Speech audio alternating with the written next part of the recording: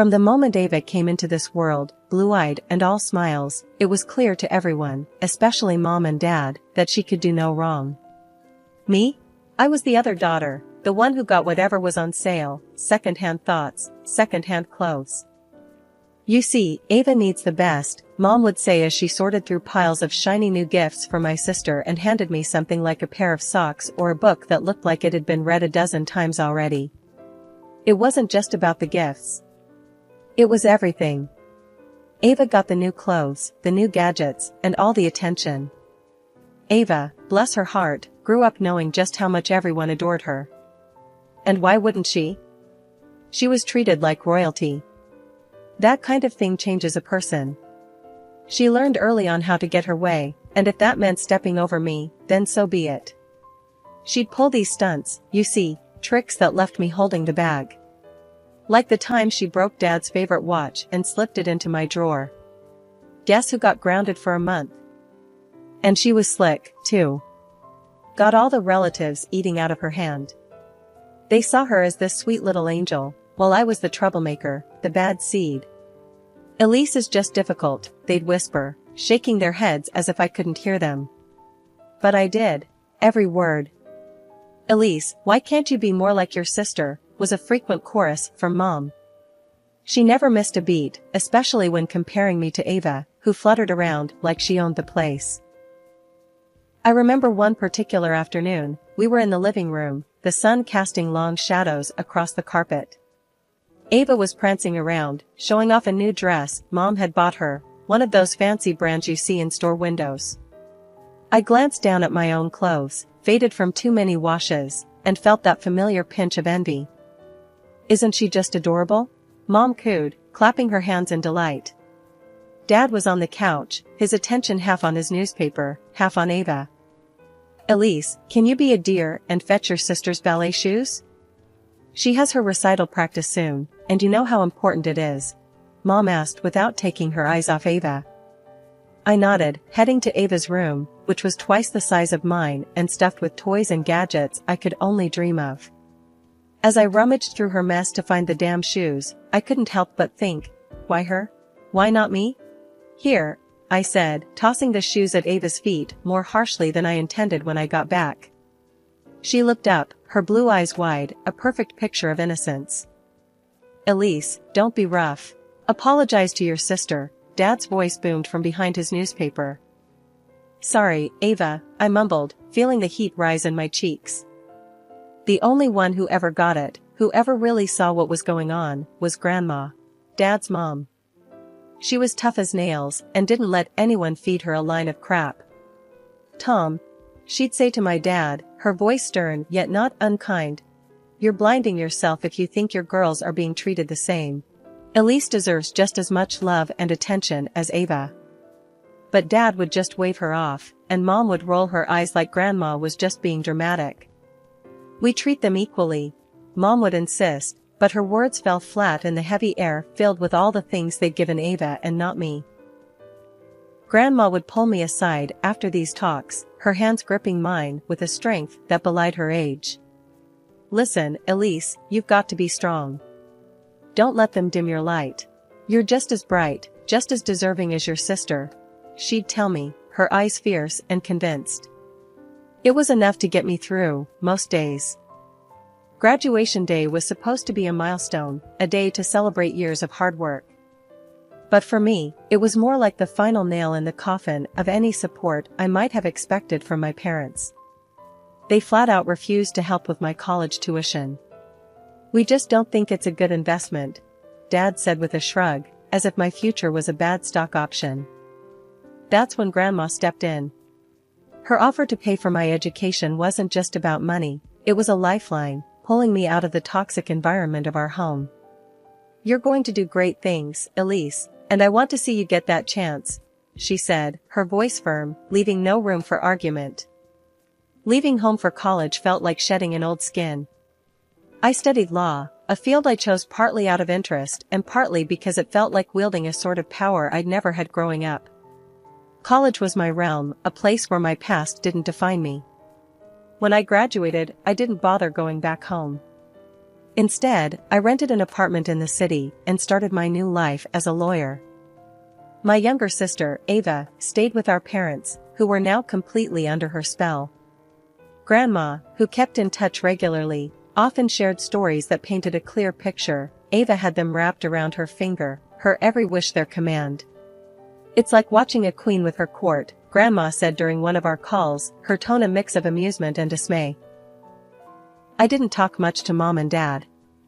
Our conversations were limited and strained, usually prompted by them and only when they wanted to remind me of Ava's birthday or some achievement of hers. "Don't forget your sister's turning 20 next week," Mom would say, her voice cheerful as if this reminder would bridge the gap between us. My own birthday would come and go unnoticed by them, an oversight that stung less with each passing year. One evening, as I sat on my balcony watching the sunset, the city sprawling peacefully below, I made a decision. It was time to truly let go. The grievances and grudges, the constant comparisons to Ava, I had to release them all. I couldn't erase the past, but I could decide how much power it held over my future. My life had settled into a comfortable routine: work, the occasional happy hour with colleagues, and quiet weekends spent indulging in my love for mystery novels. That was until the day Nathan walked into my office. Nathan was a new client, referred by a colleague who thought I'd be perfect for his case.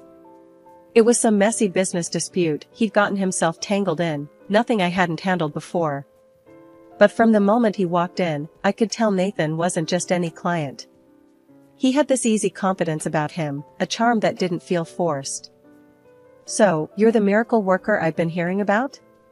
Nathan said as he settled into the chair across my desk, his smile disarming. I laughed, trying not to show how flustered I was. "I don't know about miracles, but I'll do my best to sort this out for you."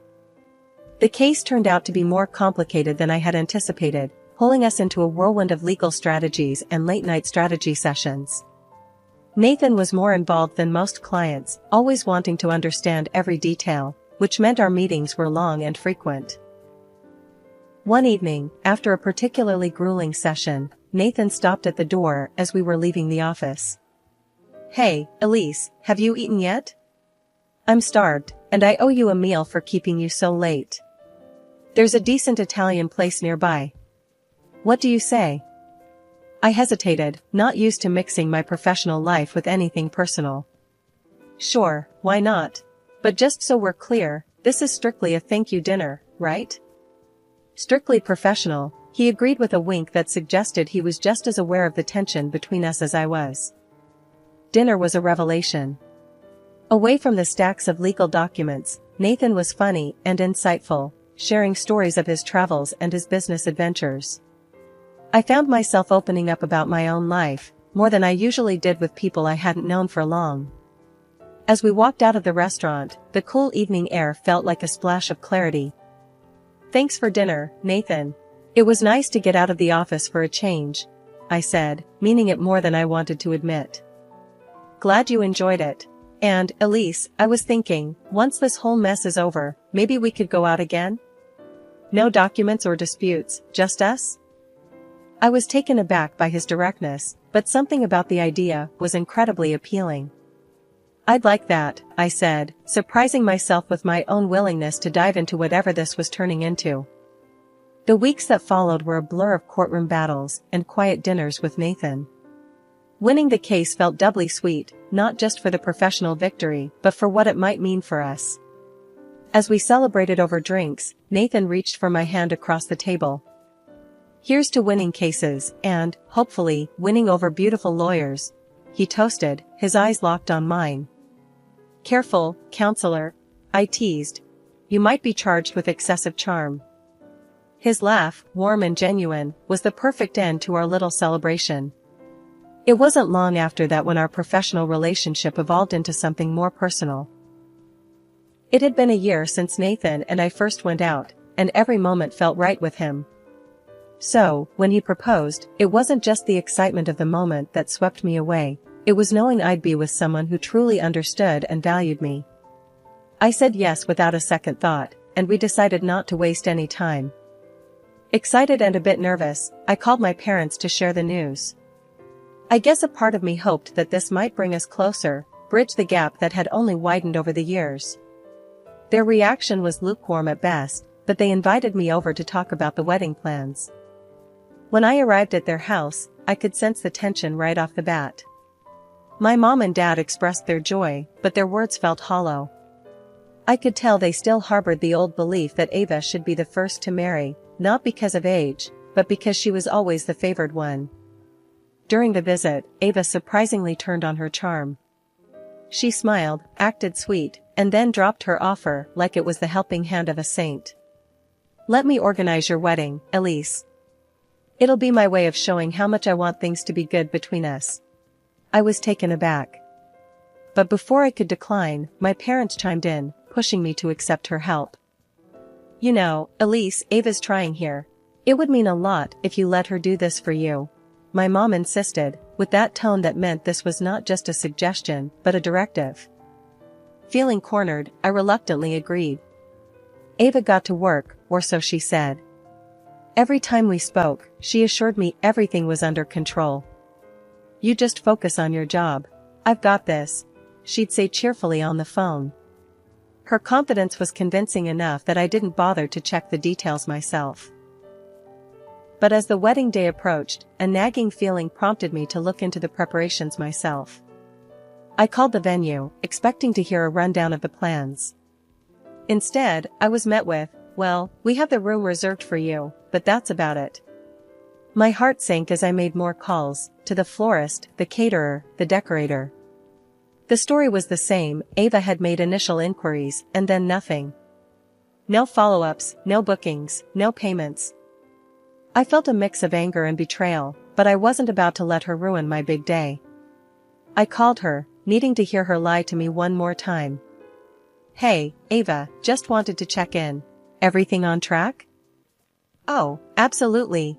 It's going to be beautiful, Elise. Don't worry about a thing," she replied, her voice bubbling with feigned enthusiasm. I hung up and immediately called Lila, my friend who's a professional wedding planner. I explained the situation, how Ava had dropped the ball, thrown it away, and how I was 2 weeks out from a wedding that was nothing more than a booked room. Lila was aghast, but sprang into action. "Elise, I'm on it. Consider it done. We'll pull this off," she assured me with a determination that was both comforting and invigorating. The wedding day, despite the underlying tensions, unfolded beautifully. The decor was impeccable, the music set a joyful tone, and our guests seemed to revel in the celebration. It was everything I had hoped for, yet a part of me remained on edge, especially when I noticed Ava, lurking in the corner with a scowl, watching everything unfold with visible displeasure. Midway through the reception, my mother took to the microphone, her voice echoing through the hall. "Ladies and gentlemen, we must give a special thanks to Ava, without whom this beautiful event would not have been possible. Elise, you should be very grateful to your sister." The room filled with applause, directed at Ava, who wore a feigned smile of humility. I felt a surge of anger at the blatant lie, my hands clenched under the table. I couldn't let this go, not today. Standing up, I interrupted the applause with a firm voice. "Actually, I need to set the record straight." The room fell silent, all eyes on me. Ava didn't organize any of this. In fact, she nearly sabotaged the whole wedding. You could hear a pin drop following my declaration. My parents' faces turned red with anger, and Ava's eyes widened in shock, her facade crumbling. "How dare you say that?" my mother exclaimed, her voice sharp and loud. "You're slandering your own sister on your wedding day."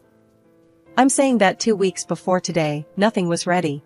No flowers, no cake, no decorations, nothing that you promised was done," I continued, the facts stark against the backdrop of the festive decorations. Ava, seizing the moment, began to cry loudly, her sobs theatrical. "See what I mean? She's always hated me. Always trying to make me look bad." The guests, caught off guard, murmured among themselves, many shaking their heads as they looked at me. It seemed their sympathy lay with Ava, who played the victim to perfection. "It's not slander if it's the truth," I retorted, feeling isolated as the room buzzed with whispers. The tension escalated quickly. Ava, still sobbing, ran out of the hall, adding drama to her performance. The atmosphere soured, turning what should have been a celebration into a spectacle of family drama. Over the next few weeks, the fallout was worse than I could have imagined.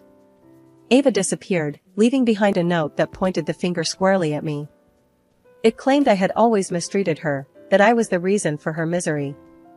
This note turned everyone against me, even those who had known us our whole lives. My parents believed every word, blaming me for her disappearance. Even my grandmother, the one person who had always seen through Ava's manipulations, turned cold. "I can't believe you would push her to this," she said one day, her words cutting deeper than any knife. She announced then that she was cutting ties with me, influenced perhaps by the mounting pressure and Ava's dramatic note. In the aftermath, I found myself increasingly isolated. Friends and relatives sided with Ava, leaving me to navigate the harsh reality of being ostracized by those I loved. Despite the joy that my marriage to Nathan should have brought, these events cast a long shadow over our new life together. The months following our wedding saw Nathan increasingly absent, his business trips stacking up like the unread books on my nightstand.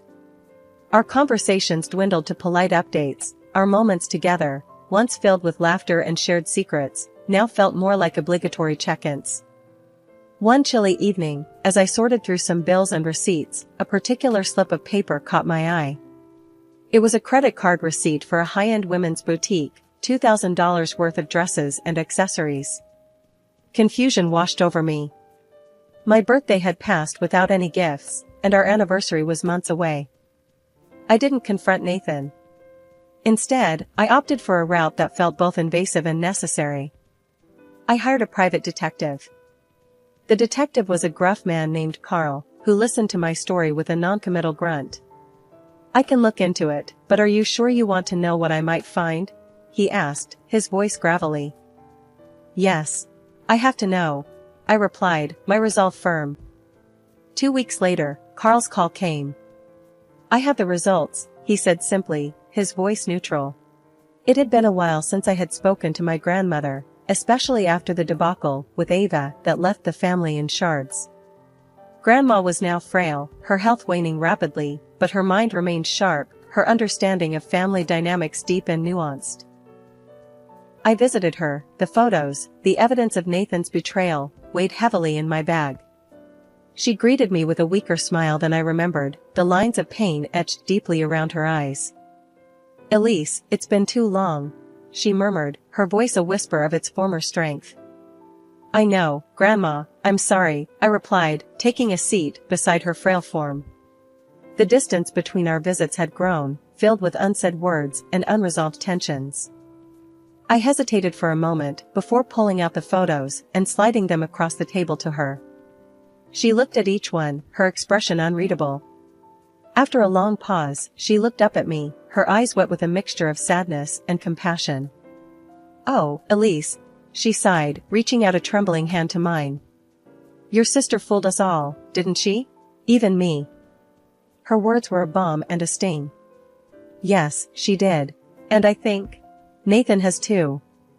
Grandma pulled me into a frail hug, her body fragile, but her embrace firm. "I'm so sorry, my dear. I should have listened, should have seen." The conversation that followed was a mix of tears and laughter, a recounting of old wounds, and the tentative touching of new ones. A month later, Grandma passed away. The reading of Grandma's will was scheduled at our family lawyer's office, a day I approached with a heavy heart. As relatives gathered, the room buzzed with the usual prelude to significant family events, some catching up in hushed tones, others exchanging forced pleasantries. I took a seat at the opposite end of the room, my heart pounding not just from the impending revelations of the will, but also the palpable hostility in the air. My husband, Nathan, sat beside me, his presence more obligatory than supportive. Then, the door opened, and to everyone's shock, Ava walked in. She looked different, harder, more calculated, and her smirk as she entered said she was aware of the effect her sudden appearance had on all of us. My parents, teary-eyed from surprise and immediate joy, rushed to her. "Oh, Ava, you're back," my mother exclaimed, engulfing her in a tight embrace. "Dad, Mom," Ava greeted, her voice smooth as she returned their hugs, but her eyes scanning the room, landing on Nathan and me with a gleam of triumph. Without hesitation, she approached him, leaned in, and kissed him possessively. Nathan, betraying no surprise, reciprocated with equal fervor. The room fell silent, stunned. Pulling back, Ava turned to face the room, her smile now a smirk. "I planned my disappearance," she confessed loudly, enjoying the shock her words caused. "It was all to ensure Grandma would leave everything to me, thinking Elise had driven me away." The revelation sent a murmur of disbelief around the room. My parents looked from Ava to me, confusion etching their faces. The lawyer, Mr. Hartley, cleared his throat, bringing attention back to the matter at hand. "If we may continue," he said, before reading out the will. To everyone's shock, especially Ava and Nathan's, Grandma had left everything to me. Ava's face turned from smug to stunned. "This can't be right," she stammered. "Check it again." Mr. Hartley adjusted his glasses, his tone professional. "The will is quite clear. Your grandmother made her final amendments very recently." I stood, my voice steady as I addressed the room. "I've known about their affair for months. Ava hasn't been in hiding from us, she's been living in the city where Nathan often travels for business." I pulled out the photos and evidence from the detective. I laid them on the table for everyone to see.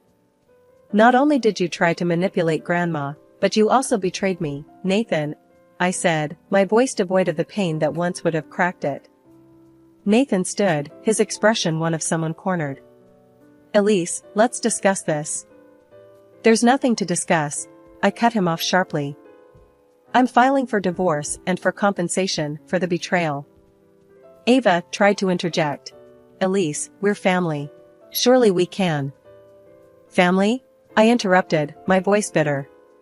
"You lost the right to call yourself that when you decided to deceive and manipulate us all for your own gain."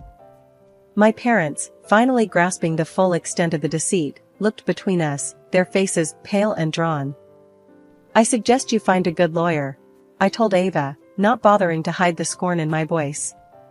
Turning to Nathan, I added, "And you'll need one too." As I walked out of the lawyer's office, the weight of the past months felt lighter.